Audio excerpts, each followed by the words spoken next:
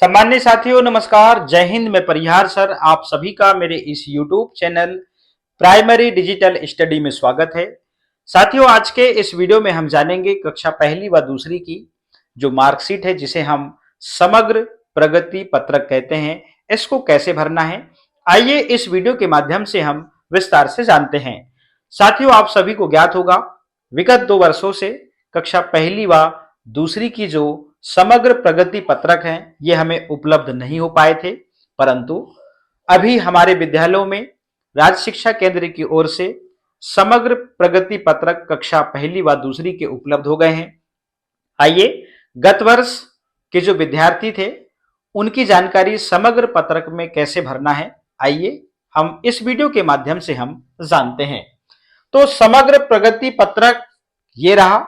कक्षा पहली व दूसरी का लगभग सेम है, दक्षताएं थोड़ी सी अलग हो सकती हैं। अब साथियों, यहां पे आपको सत्र डालना है और इसका समग्र प्रगति पत्रक का ये पहला पेज है। यहां बच्चों का फोटो आप लगाएंगे और बच्चे की जो पर्सनल इंफॉर्मेशन है आप यहां पर भरेंगे, विद्यालय की इंफॉर्मेशन भरेंगे, उसका एनरोलमेंट संबंधित आप जानकारी यहां पर भरेंगे, शारीरिक विकास व स्वास्थ्य परीक्षण की जानकारी आप यहां पे भरेंगे, और विशेष आवश्यकता वाले जो बच्चे हैं, मान लीजिए कोई विकलांग है, CWSN वाले, तो संबंधित बच्चे की जानकारी आप यहां पे भरेंगे। दूसरा पेज जो है वो चरण फर्स्ट का आता है। यहां पर आप दिनांक डालेंगे और उपस्थिति नियमित है तो आप हाँ पे क्लिक करेंगे। साथियों, जैसा कि आप सभी को ज्ञात है, कक्षा पहली व दूसरी में FLN चल रहा है, तो 10वें सप्ताह में आप देखेंगे प्रथम चरण होना है, 20वें सप्ताह में द्वितीय चरण और 30वें सप्ताह में तृतीय चरण। साथियों, इस चरण में 4 भाग हैं। पहला भाग आप देखेंगे बेहतर स्वास्थ्य, स्वच्छता एवं भावनात्मक विकास। ये विकासात्मक लक्ष्य है और इस विकासात्मक लक्ष्य से संबंधित यहां पर ये दक्षताएं हैं। इन दक्षताओं को बच्चा, मान लीजिए जिस भी स्टेज पे होगा बच्चा, यदि स्वयं कर पाता है तो आप इस पे क्लिक करेंगे, आंशिक सहायता से कर पाता है तो आप इस पे क्लिक करेंगे, और अधिक सहायता से कर पाता है तो आप इस वाले भाग में क्लिक करेंगे। कहने का मेरा मतलब यह है, बच्चे की जो ओरिजिनल दक्षता है, 10वें सप्ताह का जो आपने आकलन लिया है, तो उसी से संबंधित यहां पर प्रश्न है। यहां पर देख रहे हैं विकासात्मक जो लक्ष्य है, इनकी दक्षताएं हैं, और यही दक्षताओं से संबंधित जो 10वां सप्ताह होगा उसमें प्रश्न होंगे। फिर ये पहला भाग हो गया। दूसरे भाग में आप देखेंगे विकासात्मक जो लक्ष्य है वो मूलभूत हिंदी भाषा और साक्षरता कौशल से संबंधित है, और यहां पर इससे संबंधित यहां पर ये दक्षताएं हैं जो इनके प्रश्न हैं। तो इन दक्षताओं को, मान लीजिए हिंदी में बच्चा जिस भी स्थिति में है, आप यहां पे सही का निशान लगाएंगे। फिर आप तीसरा भाग देखेंगे मूलभूत अंग्रेजी भाषा और साक्षरता कौशल, ये विकासात्मक लक्ष्य हैं, इससे संबंधित ये दक्षताएं हैं अंग्रेजी की। इन दक्षताओं में बच्चा जिस भी स्थिति में है आप यहां पे सही का निशान लगाएंगे 10वें सप्ताह के आकलन के अनुसार, ठीक है ना। अब यहां पे देखिएगा, ये नोट को जरूर पढ़िएगा। तो यहां पे नोट में ये बताया गया है कि यहां पे जो प्रश्न, 1-2 जो प्रश्न है यहां पे, ये वाला और ये वाला, तो कितने प्रश्नों को बच्चा करेगा, तो स्वयं कर पाता पे आप टिक करेंगे, इस प्रकार से यहां पे दिया हुआ है। ऐसा ही यहां पे नोट दिया हुआ है इस प्रकार से। विकासात्मक लक्ष्य चौथा, मूलभूत संख्या ज्ञान और गणितीय कौशल, तो ये विकासात्मक लक्ष्य है, इससे संबंधित यहां पे दक्षताएं हैं, और इन दक्षताओं को बच्चा जिस भी स्थिति में पूर्ण कर रहा होगा आप यहां पे सही का निशान लगाएंगे, और ये नोट को जरूर आप पढ़ लें। तो ये प्रथम चरण है। उसी प्रकार से ये द्वितीय चरण है, जो सप्ताह 11 से लेके 20 तक अंकुर अभ्यास पुस्तिका के पूर्ण होने पर अपेक्षित सीखने की प्रगति यहां पे चरण 2 में हमको यहां पर इंगित करना है। तो यहां पर 20वें सप्ताह का जो आकलन होगा उसकी आप दिनांक लिखेंगे, यहां पे हां और नहीं पे आप क्लिक करेंगे। उसके बाद मैंने जो चीज बताया प्रथम चरण में, वही चीज यहां पर द्वितीय चरण में है। यहां पर थोड़ी सी जो दक्षता है वो बढ़ेंगी, ठीक है ना। अब हम तृतीय चरण की बात करते हैं। ये तृतीय चरण है, ये 30वें सप्ताह में होना है। आप 30वें सप्ताह का जब आकलन लेंगे तो उसकी दिनांक आप यहां पे डालेंगे, और यहां पर विकासात्मक जो लक्ष्य है वही है, और यहां पर इनकी जो दक्षताएं हैं इसमें थोड़ा सा आप देखेंगे अधिक बढ़ता हुआ क्रम आपको मिलेगा। तो जिस प्रकार से आपने प्रथम चरण को कंप्लीट किया, द्वितीय चरण को कंप्लीट किया, तृतीय चरण को कंप्लीट किया, उसी प्रकार से यहां पे आप सही का निशान चारों भाग में आप लगाएंगे।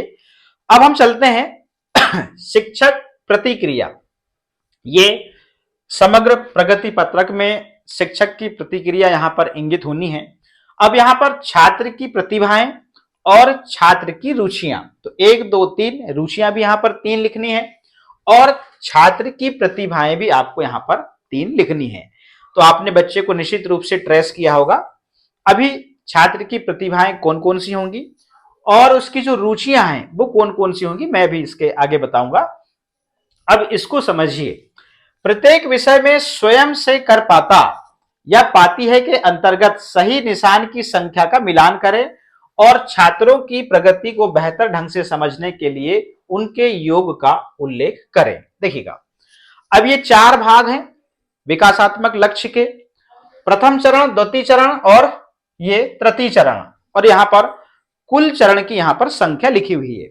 अब यहां पे देखिएगा, यहां पे प्रथम चरण और द्वितीय चरण और तृतीय चरण, मैं इसको थोड़ा सा समझा देता हूं। देखिएगा, अब यहां पे जो है ये प्रथम, मान लीजिए तृतीय चरण है, तो तृतीय चरण में मान लीजिए प्रश्नों की संख्या हो सकती है कि यहां पे 4 है, तो यहां पर 4 में से सही के निशान जितने रहेंगे, वैसी सभी यहां पर भागों की बात करूं मैं, तो यहां पर स्वयं कर पाना वाले भाग में प्रश्नों की संख्या में जितने सही के निशान रहेंगे वो आपको यहां पे लिखने होंगे। यहां पे इस प्रकार से, मतलब स्वयं से कर पाता है वो वाले सही के निशान की संख्या यहां पे आएगी। अब मान लीजिए हिंदी में प्रथम चरण में मान लीजिए स्वयं से कर पाता, मतलब प्रथम चरण में कितने सही के निशान हैं, 5 में से आप यहां पे वो लिखेंगे। अंग्रेजी में 6 में से कितने सही के निशान लगे हैं स्वयं से कर पाता वाले भाग में, और गणित में 7 प्रश्नों में से स्वयं से कर पाता वाले में सही के निशान कितने लगे हैं वो आपको यहां पर संख्यात्मक जानकारी लिखना है। ऐसा ही आप यहां पे करेंगे, ऐसा ही आप यहां पे करेंगे, और तृतीय चरण में भी आप ऐसा ही करेंगे। स्वयं से कर पाता वाले भाग के सही के निशान की संख्या आपको यहां पे लिखनी है, थोड़ा ध्यान से समझ लीजिएगा। और फिर यहां पर कुल, ओवरऑल यहां पर टोटल हो गया, कुल प्रश्नों की संख्या हो गई, उसमें से जितने प्रश्न उसने सही के निशान स्वयं से कर पाता में लगाए हैं यहां पर टोटल आ जाएगा। ठीक है ना, इस प्रकार से इसको कंप्लीट करना है। उसके बाद में यहां पर शिक्षक सुझाव, माता पिता घर पर बच्चे की पढ़ाई में कैसे मदद कर सकते हैं। अब ध्यान से समझिएगा, इसके लिए मैंने सुझावात्मक जो सुझाव मैंने यहां पर सुझाए हैं अभी आपको देखने मिलेंगे। तो साथियों, इसमें करना क्या है देखिएगा। अब प्रथम चरण में चारों भागों में मान लीजिए बच्चे ने कोई दक्षता को पूर्ण नहीं किया और उसको पूर्ण करने के लिए आपको अभिभावक की मदद चाहिए। तो अभिभावक की मदद चाहिए तो उस संबंधित दक्षता का आप यहां पर उल्लेख करेंगे और अभिभावक से यहां पर मदद करने के लिए आप कहेंगे। यहां पर प्रथम चरण, द्वितीय चरण और तृतीय चरण, यहां पर चारों भाग आएंगे विकासात्मक लक्ष्य के। उसमें जो भी दक्षता बच्चे ने ग्रहण नहीं किया है तो आप जो है बच्चे के लिए अभिभावक से क्या अपेक्षा करते हैं, तो मदद की, उस मदद को आपको यहां पे इंगित करना होगा। अब मैं इसको प्रैक्टिकल समझाता हूं और जो मैंने बनाया है वो आपको दिखाता हूं, चलिएगा। अब ये शिक्षक की प्रतिक्रिया थी, यहां पर पालक की प्रतिक्रिया है। तो प्रथम चरण के यहां पर आप देखेंगे कुछ लक्ष्य हैं, तो अभिभावक जो है आप उससे स्वयं पूछेंगे, और यहां पर स्वयं से कर पाना, आंशिक सहायता से कर पाना और अधिक सहायता से कर पाना। तो यहां पर अभिभावक खुद बताएगा घर या घर से बाहर खेल में भाग लेता है या नहीं लेता। यदि लेता है स्वयं से तो यहां पे गोला लगाना है। क्या लगाना है, यहां पर इमोजी पे आपको गोला लगाना है। ऐसा प्रथम चरण, द्वितीय चरण और तृतीय चरण में यहां पर इमोजी पे आप गोला लगाएंगे।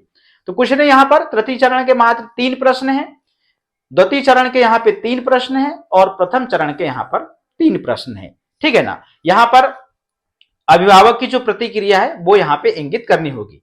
अब पालक की प्रतिक्रिया यहाँ पे इंगित करना है, प्रधानाध्यापक की प्रतिक्रिया यहाँ पर इंगित करना है, यहाँ पर पालक के हस्ताक्षर होंगे, यहाँ पर शिक्षक के हस्ताक्षर होंगे और यहाँ पर प्रधानाध्यापक के हस्ताक्षर होंगे।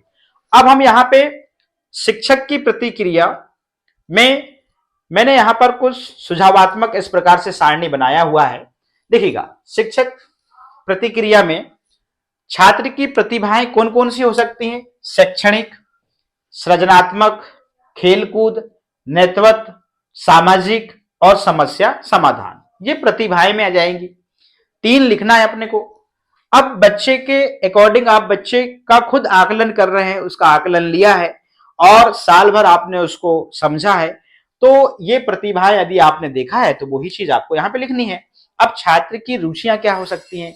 जैसे उसकी रुचि जो है पढ़ने में रह सकती है, खेल में है, चित्रकला में है, या आर्ट एंड क्राफ्ट में है, या कुछ बनना है या बनाना है। उसे पूछे कि आपको क्या बनना है, या आपको क्या बनना पसंद है, क्या बनना चाहेंगे आप, तो बताएगा पुलिस बनना है, शिक्षक बनना है, वकील बनना है, डॉक्टर बनना है, नेता बनना है, इसमें मेरी रुचि है। या फिर वो गेम में उसकी रुचि सबसे ज्यादा है, जो FLN के जो गेम आए हैं उनके आप नाम लिख सकते हैं यहाँ पे।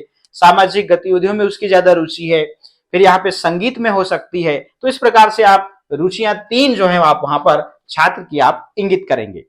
अब यहाँ पे जो प्रथम चरण और द्वितीय चरण और तृतीय चरण में आपको अभिभावक से बच्चे की दक्षता में मान लीजिए कमी है और संबंधित दक्षता को अभिभावक के मदद की सहायता से हमको कंप्लीट करना है, तो इस प्रकार से हम मदद के लिए लिखेंगे। तो मैंने ओवरऑल निचोड़ निकाला है, तो ये मेरा सुझावात्मक ये मदद यहाँ पर अभिभावक के लिए लिखी हुई है।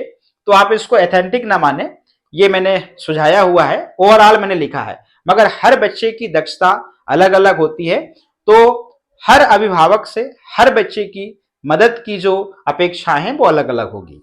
जैसे प्रिय अभिभावक बच्चों को प्रतिदिन विद्यालय भेजें और घर पर विद्यालय का माहौल प्रदान करें। विद्यालय में क्या सीखा इस पर प्रतिदिन चर्चा करें। छात्र की व्यक्तिगत देखभाल करें और हिंदी, अंग्रेजी, गणित की मूलभूत कौशल सीखने सिखाने में मदद करें और लेखन पूर्व अभ्यास में मदद करें। इस प्रकार से हमने अभिभावक से बच्चे के लिए मदद मांगी। अब द्वितीय चरण में अभिभावक साथियों बच्चों को स्वच्छता, सहायता, सहयोग, सामाजिक संवेदनशीलता की नैतिक शिक्षा पर चर्चा जरूर करें। शब्दों को पढ़ने का अभ्यास कराएं। अंग्रेजी में छात्र ने जो शब्द सीखा है उनका घर में प्रयोग करने बोलें और 20 तक संख्याओं से संबंधित संख्याएं वाले दैनिक जीवन सवाल पूछें गणित के। अब तृतीय चरण में हमने क्या मदद यहां पर इस प्रकार से बच्चे के लिए अभिभावक से अपील की। अभिभावक साथियों बच्चों को साफ सफाई, रचनात्मक एवं उत्सव गतिविधियों में सहभागिता हेतु प्रेरित करें। हिंदी विषय पाठों से संबंधित प्रश्न पूछें एवं घर पर श्रुत लेखन करवाएं। अंग्रेजी में जो भी सिखाया गया है उसका अभ्यास जरूर कराएं। गणित में मुद्रा की पहचान, अमानक की इकाई, गणितीय प्रश्न, दैनिक जीवन से संबंधित जरूर प्रश्न पूछे। इस प्रकार से हमने यहां पर जो शिक्षक द्वारा जो प्रतिक्रिया यहां पे आपको इंगित करना था, मैं इस भाग की बात कर रहा हूं। शिक्षक द्वारा यहां पर जो मदद के लिए जो सुझाव यहां पर लिखने हैं वो मैंने वहां पे बताया है। अंतिम में आप देखेंगे यहां पर, अब यहां पर जो टिप है पालक की प्रतिक्रिया, अब जो उसका जो ओवरऑल समग्र प्रगति पत्रक भरने के बाद में और पालक की जो प्रतिक्रिया है संबंधित बालक के प्रति उत्कृष्ट है, उत्तम है, या फिर आप देखेंगे अच्छा है या ठीक है, थोड़ा सा उत्तम को आप सुधार लीजिएगा। अब यहां पर उत्कृष्ट है या उत्तम है, अच्छा है या ठीक है, प्रधानाध्यापक की जो प्रतिक्रिया रहेगी वो भी यहाँ पे उनको देना होगा। इस प्रकार से कोई एक आप यहाँ पर प्रतिक्रिया इंगित करेंगे बच्चे के प्रति। और आज के इस वीडियो में हमने यही जाना है कि इस पूरे समग्र प्रगति पत्रक में शिक्षक के द्वारा जो प्रतिक्रिया भरी जानी है और पालक के द्वारा जो प्रतिक्रिया भरी जानी है, मुझे ऐसा लगा कि ये कठिन भाग है, तो इसमें हमारे शिक्षक साथियों को मेरे द्वारा जो मदद पहुंचनी चाहिए वो इस वीडियो के माध्यम से मैंने पहुंचाने का प्रयास किया। साथियों आज के इस वीडियो में इतना ही। फिर मिलेंगे हम न्यू वीडियो में नए अपडेट के साथ में। आप सभी का बहुत बहुत धन्यवाद।